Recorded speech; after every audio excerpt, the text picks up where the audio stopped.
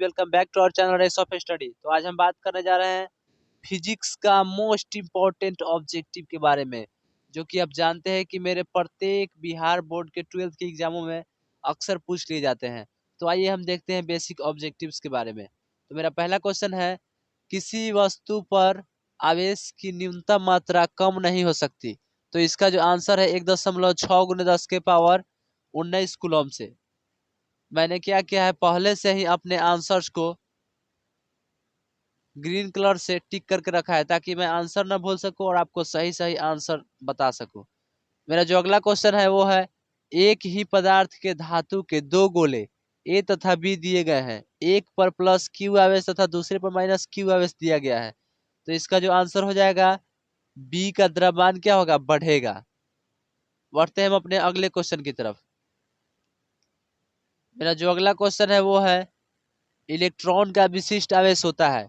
तो आप जानते हो कि इलेक्ट्रॉन का विशिष्ट आवेश कितना होता है, 1.8 × 10 के पावर 19 कूलम प्रति केजी। बढ़ते हैं अपने अगले क्वेश्चन की तरफ।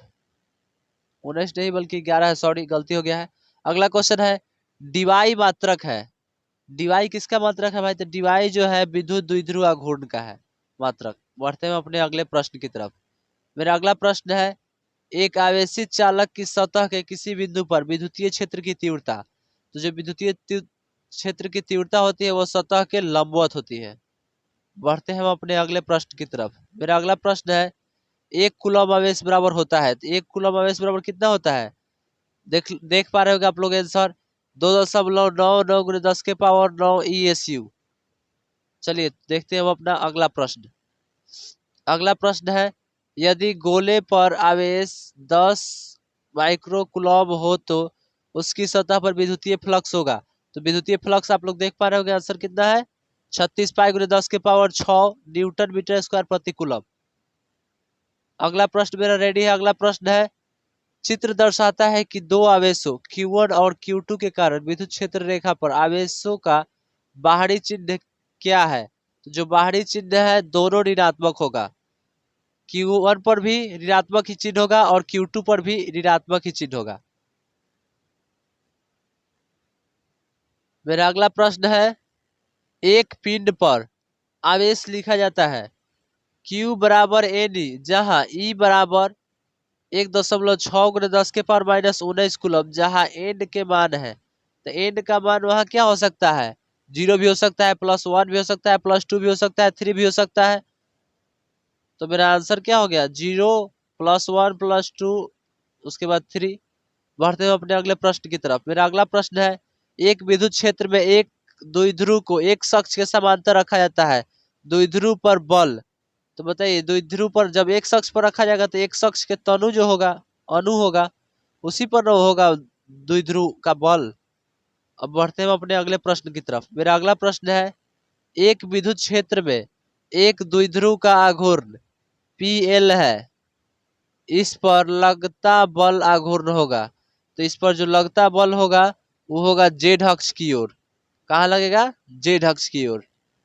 अगला प्रश्न है, एक अक्ष पर x बराबर 0 पर Q तथा x बराबर A पर 2 Q आवेश रखे हैं, E का मान 0 होगा। तो जो E का मान 0 होगा वो क्या होगा, x > 0।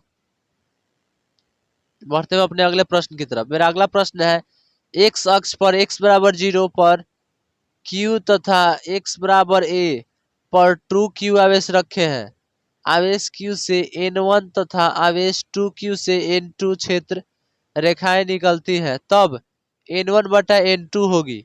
तो वो जो होगा क्या होगा, 1/2 होगा इसका आंसर, 1/2। बढ़ते हैं हम अपने अगले प्रश्न की तरफ। अगला प्रश्न जो है वो है, किसी वस्तु पर आवेश की न्यूनतम मात्रा कम नहीं हो सकती है। कितना से भाई कम नहीं हो सकता है, तो इसका जो आंसर है 1.6 × 10 के पावर -19 कूलम। बढ़ते हैं हम अपने अगले प्रश्न की तरफ। अगला प्रश्न है, एक लंबे समरूप अविष्ट सीधे तार से दूरी r पर विद्युत क्षेत्र की तीव्रता E1 एवं दूरी 2r पर विद्युत क्षेत्र की तीव्रता E2 है।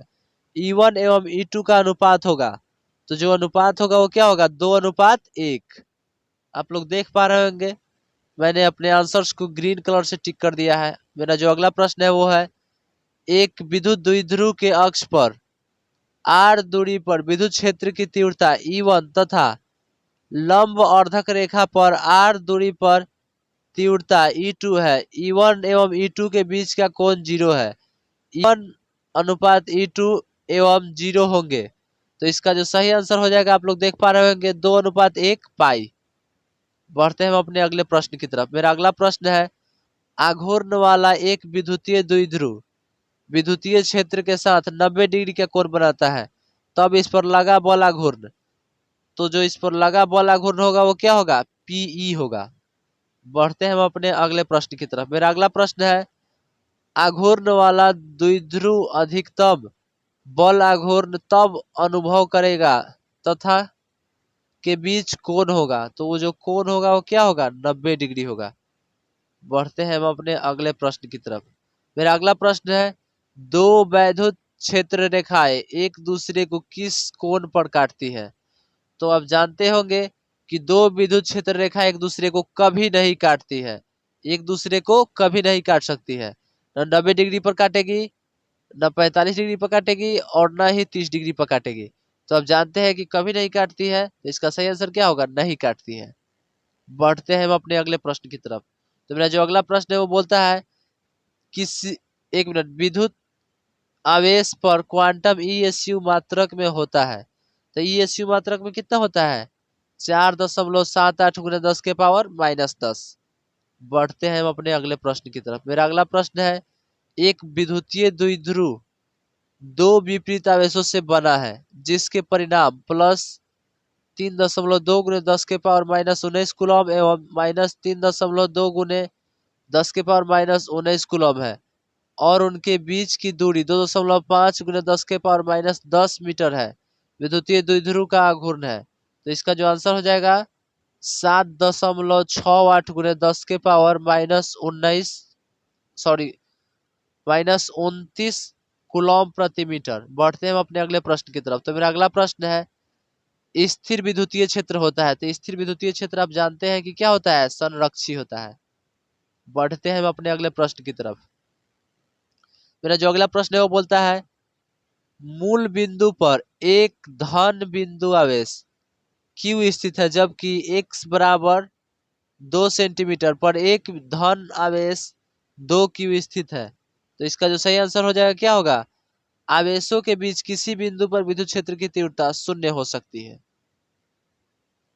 अगला जो क्वेश्चन है मेरा वो तैयार है। अगला क्वेश्चन है, एक वैद्युत द्विध्रुव को वैद्युत क्षेत्र में रखा जाता है जो y अक्ष पर दिष्ट है, x अक्ष की ओर जाने पर बदलता है पर y एवं z अक्ष की ओर अचल रहता है। यदि द्विध्रुव x अक्ष पर स्थित हो तो कुल बल, तो कुल जो बल होगा वो क्या होगा? x अक्ष की ओर होगा। क्या होगा? x अक्ष की ओर। मेरा अगला प्रश्न है, जब कोई वस्तु ऋण आवेशित हो जाती है तो इसका द्रव्यमान क्या होता है? जब भी कोई वस्तु जब ऋण आवेशित होगी तो उसका द्रव्यमान हमेशा बढ़ता है। बढ़ते हैं हम लोग नेक्स्ट क्वेश्चन की तरफ। मेरा नेक्स्ट क्वेश्चन है, किसी वस्तु पर आवेश का कारण है। तो आवेश का कारण क्या होगा? इलेक्ट्रॉनों का स्थानांतरण।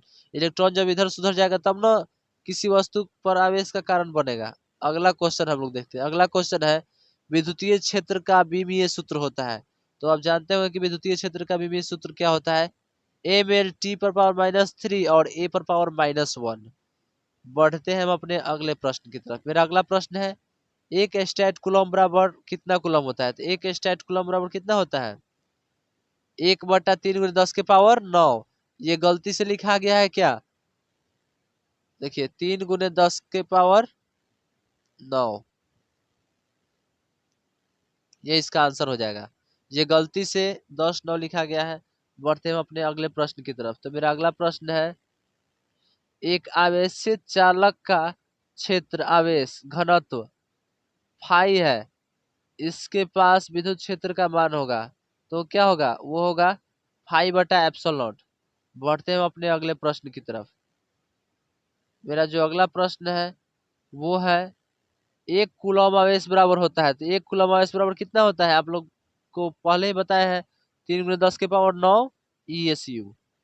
मेरा जो अगला प्रश्न है वो है, किसी आवेशित खोखले गोलाकार चालक के भीतर विद्युतीय तीव्रता का मान होता है। तो आप जानते हैं, अगर नहीं भी जानते होंगे तो याद रखिएगा, जब जब खोखले गोला आएगा, खोखला गोला, तो खोखला गोला जब जानते हैं कि कुछ नहीं होता है, तो उसका आंसर कितना हो जाएगा, शून्य होता है। उसमें आवेश क्या होता है, शून्य होता है, हमेशा शून्य होता है।